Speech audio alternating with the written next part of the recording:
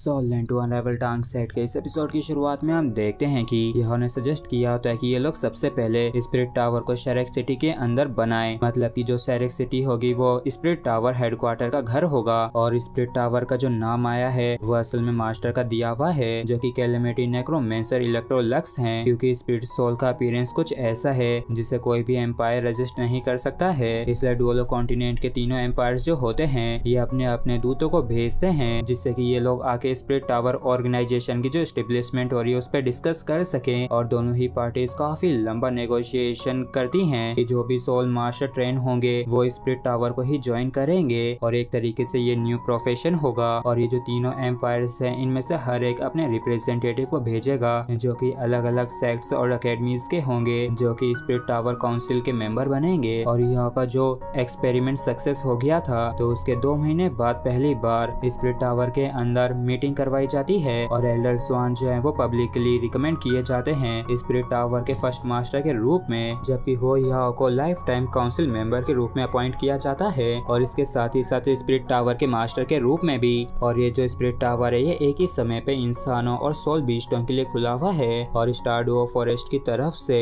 5 soul बीस्टों को भी council members की सीट दी जाती है जो कि सोल बीस्ट की साइड को रिप्रेजेंट करेंगे और तो और ये भी हर एक मीटिंग के अंदर पार्टिसिपेट करेंगे जो कि स्पिरिट टावर काउंसिल के द्वारा की जाएगी। और ऐसे ही देखते देखते 3 महीने बीत जाते हैं और 3 महीने बाद हम देखते हैं कि यह जो होता है डीटियान के पास आ गया होता है और उससे कहता है कि सीनियर डीटियान स्पिरिट टावर का जो फाउंडेशन है वो कंप्लीट हो गया है और क्योंकि इसका स्केल काफी ज्यादा बड़ा है तो इसे पूरी तरीके से कंप्लीट होने में 2 या 3 साल लगेंगे। और जो पहला ग्रुप है स्पिरिचुअल टाइप सोल मास्टर्स का जिनमें 4 या 8 रिंग वाले सोल मास्टर्स थे, तो मेरी गाइडेंस के चलते अब वो सभी ही स्पिरिट सोल कॉन्ट्रैक्ट फ्यूजन को पर्सनली परफॉर्म कर सकते हैं। तो डीटियन कहते हैं कि क्या तुम किसी और चीज के लिए मुझसे मिलने आए हो और तुम्हारी जो ह्यूमन एग्जीक्यूशन स्किल्स हैं वो वाकई में काफी ज्यादा अच्छी है और मैंने इसे बीजी से सुना था। और यह कहता है कि सीनियर मैं आपको ये बताना चाहता हूँ कि मैं यहाँ से जाना चाहता हूँ। और इस चीज को सुनते डीटियन का मूड पूरी तरीके से बदल जाता है और जो ये पहले खुश था ये गुस्सा सा हो जाता है और ये कहता है कि क्या यहाँ पे रुकना बेहतर नहीं होगा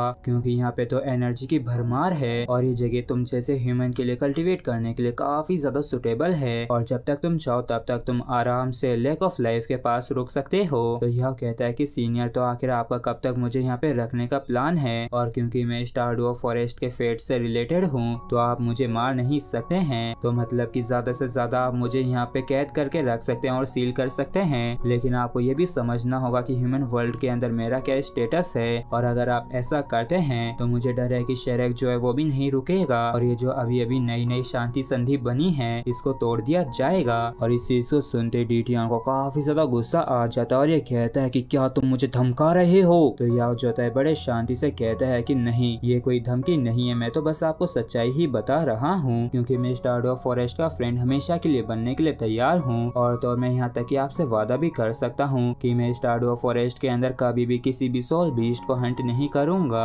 हालांकि तब भी मेरे पास काफी सारी चीजें हैं करने के लिए और इसी वजह से मैं यहाँ पे ज्यादा लंबे समय तक नहीं रुक सकता हूँ और अगर आपने मुझे यहीं पे रोकने पे जोर दिया तो यहाँ पे घुट घुट के मरने के बजाय मैं मरना पसंद करूंगा और यहाँ तक कि आप भी मुझे नहीं रोक सकते हैं अपने फेट को कट करने से। और इस चीज को सुन के डीटियन के होश उड़ जाते हैं और ये कहता है कि आखिर तुम कहाँ जाना चाहते हो और क्या करना चाहते हो। तो यह कहता है कि मेरे पास अभी कुछ अधूरे काम रह गए हैं और तो और मुझे किसी से भी मिलने जाना है, कुल मिला के मुझे यहाँ से काफी लंबे समय के लिए जाना होगा। तो डीटियन कहता है कि ठीक है तुम्हें जो करना है वो करो, लेकिन मेरी भी एक रिक्वेस्ट है कि जब तुम्हारा सब कुछ निपट जाएगा तब तुम्हें लौट के आना होगा और तुम आराम से यहाँ पे या फिर शेरेक में रुकना चूज कर सकते हो। तो यह खुश होते हुए पूछता है कि तो मतलब कि आप मुझे यहाँ से जाने देंगे। तो डीटियन जो होता है ये कहता है कि मैं जानता हूँ कि मैं तुम्हें और ज्यादा यहाँ पे नहीं रोक सकता हूँ, जैसे कि मैं फॉर्च्यून बीस्ट को यहाँ पे नहीं रोक सका था और तुम्हारी जो अभी की एबिलिटीज है तो उनके हिसाब से अगर कोई तुम्हें मारना चाहेगा तो ऐसा कर पाना उसके लिए भी काफी ज्यादा मुश्किल होगा, लेकिन फिर भी तुम इसे रख लो। और हम देखते हैं कि ये जो पेंडेंट होता है ये काफी हद तक किसी लीफ की शेप का होता है और तो इसका जो साइज होता है वो काफी छोटा होता है और इसका कलर पिच ब्लैक होता है और तो इसके अंदर से हल्का हल्का पर्पल ऑरा भी आ रहा होता है। और डीटियन कहता है कि ठीक है इसे अपने गले में पहन लो और इसे उतारना मत, जिसके बाद तुम बेशक यहाँ से जा सकते हो। और इस चीज को सुन के यह ज्यादा कुछ नहीं कहता और चुपचाप इस पेंडेंट को पहन लेता है और जैसे यह कल्टीवेट करने बैठता है तो यह जो होता है अपने स्पिरिचुअल सी के अंदर आ जाता है जहाँ पे सभी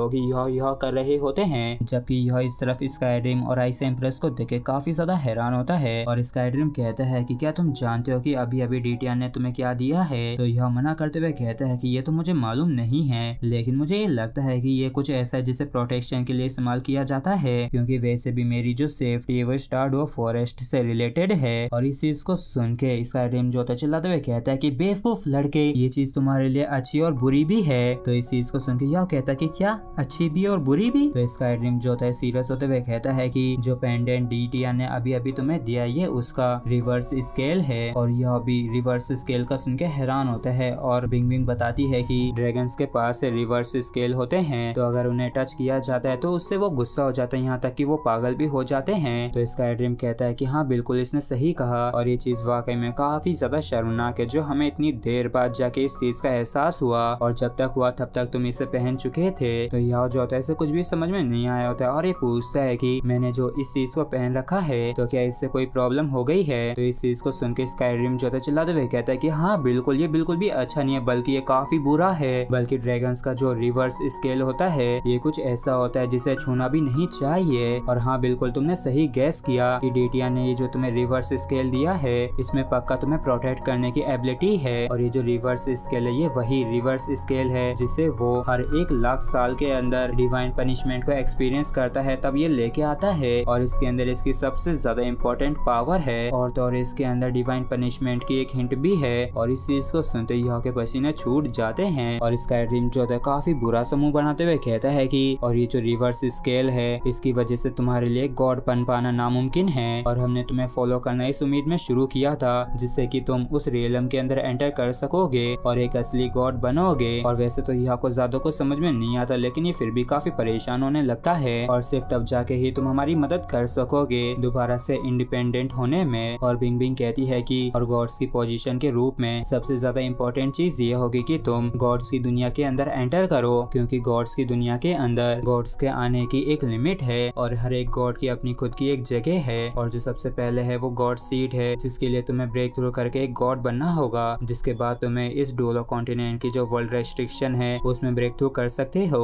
और अपनी डिवाइन सीट कनेक्शन के माध्यम से तुम गॉड रियलम के अंदर पहुंच सकोगे। जबकि डीटीआर ने जो चीज तुम्हें दी है तो इसके दम पे वो अपनी पावर का इस्तेमाल करके उस पॉसिबिलिटी को भी पूरी तरीके से खत्म कर देगा जिसमें तुम्हारा किसी भी गॉड के साथ कनेक्शन हो सके। तो यह कहता है कि तो फिर क्यों ना मैं बस इसे ऐसे ही उतार दूं। और इस चीज को सुनते स्काईड्रीम जो है काफी ज्यादा डरावनी तरीके से हंसते हुए कहता है कि हाँ तुम बेशक कोशिश कर सकते हो अगर तुम मरना चाहते हो तो, नहीं तो इसे उतार पाना नामुमकिन है। और इस चीज को सुनते यहाँ के काफी तगड़े वाले होश उड़ जाते हैं, और ये वाकई में काफी ज्यादा परेशान भी हो जाता है। और इसी के साथ फ्रेंड्स हमारा ये जो एपिसोड है यहीं पे खत्म होता है। अगर आप लोगों को वीडियो अच्छा लगा हो तो प्लीज चैनल को सब्सक्राइब और वीडियो को लाइक करना बिल्कुल भी ना भूलें। Thank you.